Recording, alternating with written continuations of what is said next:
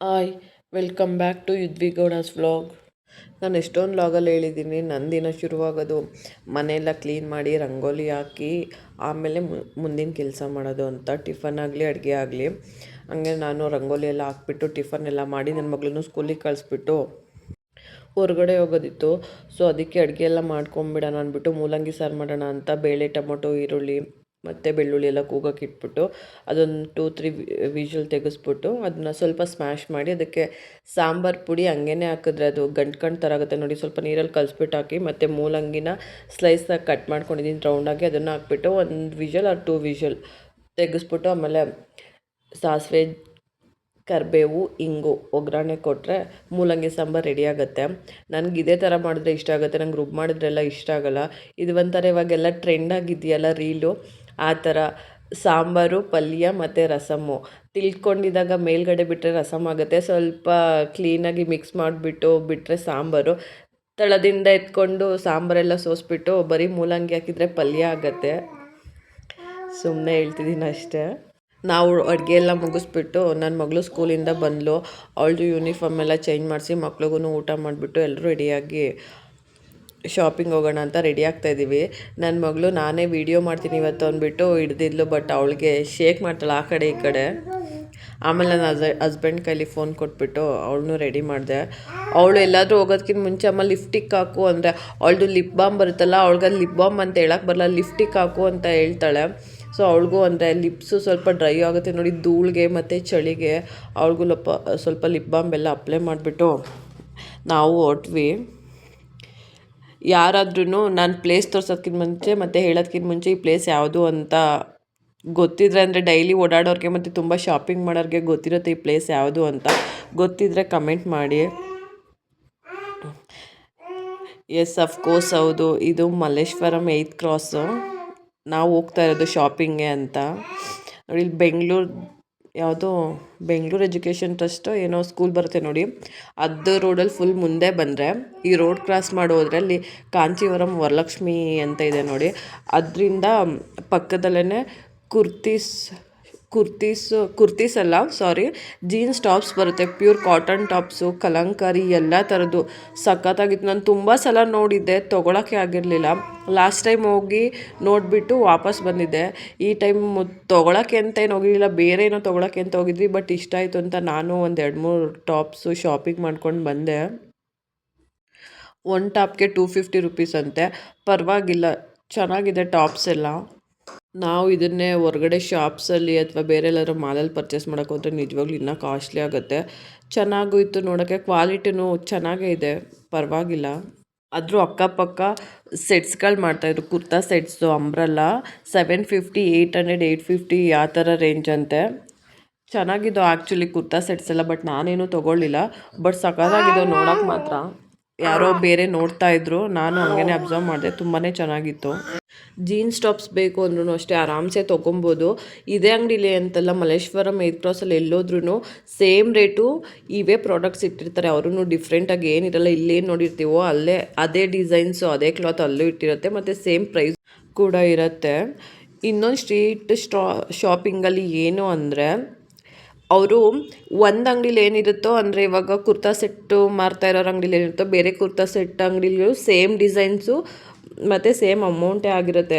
But ಇನ್ನೊಂದೇನೆಂದರೆ, ಅವರು ಟ್ರೆಂಡಿಗೆ ತಕ್ಕನಾಗಿ change ಮಾಡ್ತಿರ್ತಾರೆ. ಈಗ ಒಂದು 6 ಮಂತ್ಸ್ ಅಥವಾ 8 ಮಂತ್ಸು ಅಂದರೆ ಸ್ವಲ್ಪ ಮಂತ್ಸು ಒಂದು ಪ್ರಾಡಕ್ಟ್ ಇಟ್ಟಿದ್ರೆ, ಅಂದರೆ ಒಂದು ಡಿಸೈನ್ಸು ಇಟ್ಟಿದ್ರೆ, ಇನ್ನು ಸ್ವಲ್ಪ ಮಂತ್ಸ್ ಆದಮೇಲೆ ಹೋದರೆ ಆ ಡಿಸೈನ್ಸು ಆ ಥರ ಮೆಟೀರಿಯಲ್ ಎಲ್ಲ ಸಿಗಲ್ಲ.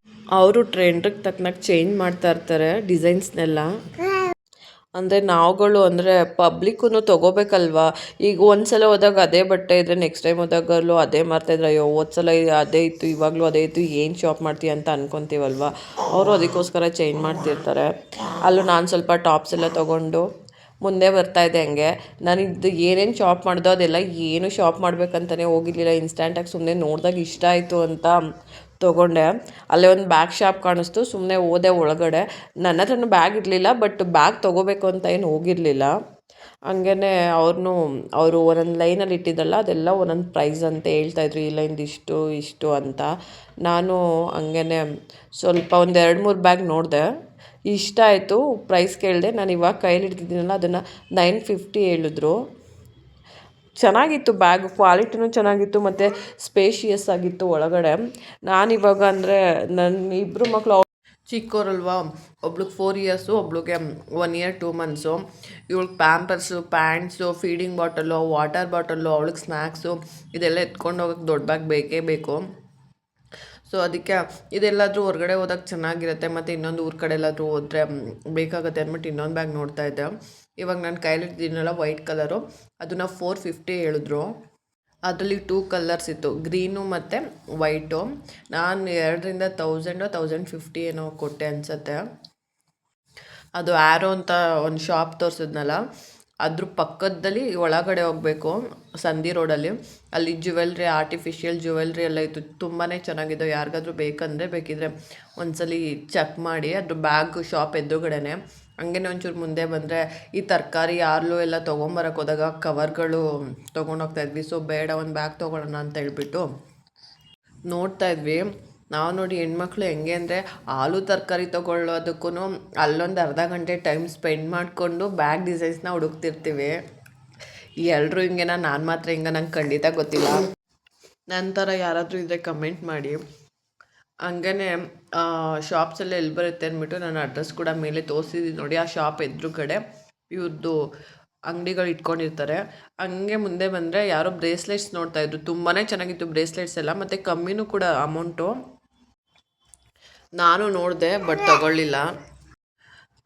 ನಾನು ಅದೆಲ್ಲ ವೇರ್ ಮಾಡಲ್ಲ, ಸೊ ಅದಕ್ಕೋಸ್ಕರ ನಾನೇನು ತೊಗೊಳ್ಳಿಲ್ಲ. ಮತ್ತು ಕಲೆಕ್ಷನ್ಸ್ ಮಾತ್ರ ಓಲೆಗಳೆಲ್ಲ ಇಟ್ಟಿದ್ರು, ತುಂಬಾ ಚೆನ್ನಾಗಿತ್ತು. ಹಂಗೆ ಮುಂದೆ ಬಂದರೆ ದೇವಸ್ಥಾನ ಇತ್ತು, ಅದರಿಂದ ಒಂಚೂರು ಮುಂದೆ ಬಂದರೆ ಆಂಟಿ ತರಕಾರಿ ಮಾಡ್ತಾಯಿದ್ರು. ನನಗೂ ನಾನು ಇನ್ನೊಂದು 2 ಡೇಸ್ ಊರಿಗೆ ಹೋಗೋದಿತ್ತು, ಅದಕ್ಕೆ ಇನ್ನು 2 ಡೇಸ್ಗೆ ಎಷ್ಟು ಬೇಕೋ ಅಷ್ಟು ಅಲ್ಲೇ ತೊಗೊಂಡ್ರು ನನ್ನ ಹಸ್ಬೆಂಡು. ಮತ್ತು ಫ್ರೆಶ್ಶಾಗಿ ಕೂಡ ಇತ್ತು. ಅವ್ರು ಅದಕ್ಕೆ ಸುಮ್ಮನೆ ಇನ್ನೇನು ಶಾಪಿಂಗ್ ಬಂದಿದ್ದೀವಲ್ಲ ಹಂಗೆ ವೀಡಿಯೋ ಮಾಡ್ಕೊಳ್ಳೋಣ ಅಂತೆಲ್ಲ ವೀಡಿಯೋ ಮಾಡ್ತಾಯಿದ್ರು. ಆ ಆಂಟಿ ಏನಕ್ಕೆ ವೀಡಿಯೋ ಮಾಡ್ತಾಯಿದ್ದೀರಾ ಅಂತ ಕೇಳ್ತಾಯಿದ್ರು.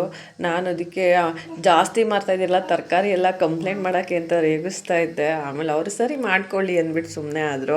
ಅಲ್ಲಿಂದ ಮುಂದೆ ಬಂದರೆ ಕೇಳಬೇಕಲ್ಲ, ಮಕ್ಕಳು ಆಟ ಸಾಮಾನು ಏನಾದರೂ ಕಾಣಿಸಿದ್ರೆ ಬಿಡೋದೇ ಇಲ್ಲ. ನನ್ನ ಮಗಳು ಅಲ್ಲೇ ರೋಡಲ್ಲೇ ಅಳ್ಕೊಂಡು ನಿಂತ್ಕೊಂಬಿಟ್ಟು ನಂಗೆ ಬೇಕೇ ಬೇಕು ಅದು ಅಂತ. ಅವರು 100 150 ಏನೋ ಹೇಳಿದ್ರು. ಇನ್ನೇನು ಮಾಡೋಕ್ಕಾಗುತ್ತೆ, ಬಂದಿದ್ದ ಕಡೆ ಅಷ್ಟೊಂದು ಹಠ ಮಾಡಿದಾಗ ಕೊಡಿಸ್ಲೇಬೇಕಲ್ಲ. ಅಲ್ಲಿ ಶಾಪ್ ತೋರಿಸ್ತಾ ಇದ್ದೀನ ನೋಡಿ, ಅದ್ರ ಕೆಳಗಡೆನೇ ಅವ್ರು ಮಾರ್ತಾಯಿರೋದು. ತುಂಬಾ ಚೆನ್ನಾಗಿದೆ. ಅದನ್ನು ಕೊಡಿಸ್ಬಿಟ್ಟು ನನ್ನ ಮಗಳ ಕೈ ಕೊಟ್ಟು ಅವಳನ್ನ ಸಮಾಧಾನ ಮಾಡಿಬಿಟ್ಟು ಸ್ವಲ್ಪ ಫ್ರೂಟ್ಸ್ ಎಲ್ಲ ತೊಗೋಬೇಕಿತ್ತು. ಹಂಗೆ ಫ್ರೂಟ್ಸ್ ಎಲ್ಲ ತೊಗೊಂಡು ನಾವು ಆ್ಯಕ್ಚುಲಿ ಮಲ್ಲೇಶ್ವರಮಿಗೆ ಬಂದಿದ್ದು ದೀಪಗಳು ತೊಗೋಬೇಕು ಅಂತ. ಇಲ್ಲಿ ಮನೆ ಹತ್ರ ಲೋಕಲ್ ಶಾಪಲ್ಲಿ ತೊಗೊಂಡಿದ್ದೆ, ಸ್ವಲ್ಪ ಪೇಂಟ್ ಮಾಡಿರೋದು ನಾರ್ಮಲ್ ದೀಪಗಳನ್ನೆಲ್ಲ ಚಿಕ್ಕದು. ಬಟ್ ನನಗೆ ಈ ಡಿಸೈನ್ಸ್ ದೀಪಗಳೆಲ್ಲ ಬೇಕಾಗಿತ್ತು. ಸುಮ್ಮನೆ ಕಾರ್ತಿಕ ಸೋಮವಾರ ದಿನ ಇಟ್ಬಿಟ್ಟು ಬಾಗಿಲಲ್ಲಿ ಟ್ರೈ ಚೆನ್ನಾಗಿ ಕಾಣಿಸುತ್ತೆ ಹೊರ್ಗಡೆ. ಹಂಗೆ ನನ್ನ ಮಗಳದ್ದು ಸ್ವಲ್ಪ ಫೋಟೋಶೂಟ್ ಮಾಡೋಣ ಅಂದ್ಬಿಟ್ಟು ನೋಡ್ಕೊಂಬರಕ್ಕೆ ಹೋಗಿದ್ದೆ. ಅಲ್ಲಿ ಎಷ್ಟೊಂದು ಶಾಪ್ ನೋಡಿದ್ವಿ, ಕ್ಲೋಸ್ ಆಗಿತ್ತು. ಅವರು ಪಕ್ಕದವ್ರನ್ನ ಅಂದರೆ ಅಲ್ಲಿರೋ ಶಾಪರ್ನ ಎಲ್ಲಾದರೂ ದೀಪದ ಅಂಗಡಿ ಇದೆಯಾ ಅಂದರೆ ಅಲ್ಲೊಂದಿತ್ತು ಮುಚ್ಚಿದ್ದಾರೆ, ಇಲ್ಲೊಂದಿತ್ತು ಮುಚ್ಚಿದ್ದಾರೆ ಅಂತ ಹೇಳ್ತಾಯಿದ್ರು. ಮಳೆ ಬರೋಂಗಿತ್ತಲ್ಲ ಅದಕ್ಕೋಸ್ಕರ ಏನೋ ಗೊತ್ತಿಲ್ಲ. ಆಮೇಲೆ ಅಲ್ಲಿ ಎದುರುಗಡೆಯಲ್ಲಿ ನಾವು ಸೀಬೆಕಾಯಿ ತೊಗೋತಿದ್ವಲ್ಲ, ಅದ್ರ ಎದುರುಗಡೆನೇ ಅಂದರೆ ಇಲ್ಲಿ ನೋಡಿ ಅರುಣೋದಯ ಅಂತ ಇದೆ, ಅದ್ರ ಎದುರುಗಡೆನೇ ಮಾಡ್ತಾಯಿದ್ರು. ಕಲೆಕ್ಷನ್ಸ್ ಎಲ್ಲ ಸಕ್ಕತ್ತಾಗಿತ್ತು, ನನಗಂತೂ ಸಿಕ್ಕಾಪಟ್ಟೆ ಇಷ್ಟ ಆಯಿತು. ಮತ್ತು ಅಮೌಂಟು ಅಷ್ಟೇ, ನಾನು ಕೇಳಿದ್ದಕ್ಕೆ ತುಂಬ ಹೇಳ್ತಾರೆ ಅಂದ್ಕೊಂಡೆ. ತುಂಬಾ ಕಮ್ಮಿ ಪ್ರೈಸ್ ಕೂಡ. ಯಾರಿಗಾದ್ರೂ ಬೇಕಿದ್ದರೆ ಇಂಟ್ರೆಸ್ಟ್ ಇದ್ದರೆ ಹೋಗಿ ನೋಡಿ. ಅಂದರೆ ದೀಪಗಳೆಲ್ಲ ಈ ಥರ ಕಲೆಕ್ಷನ್ಸ್ ಎಲ್ಲ ಇಷ್ಟ ಇದ್ದರೆ ಬೇಕಿದ್ದರೆ ಹೋಗೊಂದ್ಸಲ ಚೆಕ್ ಮಾಡ್ಬೋದು. ನಾನು ಮಲ್ಲೇಶ್ವರಮಲ್ಲಿ ಏನೇನು ಶಾಪ್ ಮಾಡಿದೆ ಮತ್ತು ಯಾವ ದೀಪ ತೊಗೊಂಡೆ ಮತ್ತು ಅದಕ್ಕೆಲ್ಲ ಎಷ್ಟು ಅಮೌಂಟು ಇದನ್ನೆಲ್ಲ ನೆಕ್ಸ್ಟ್ ವೀಡಿಯೋ ಇರ್ತೀನಿ. ಇಂಟ್ರೆಸ್ಟ್ ಇದ್ದವ್ರು ಚೆಕ್ ಮಾಡ್ಬೋದು. Please subscribe and support to my channel.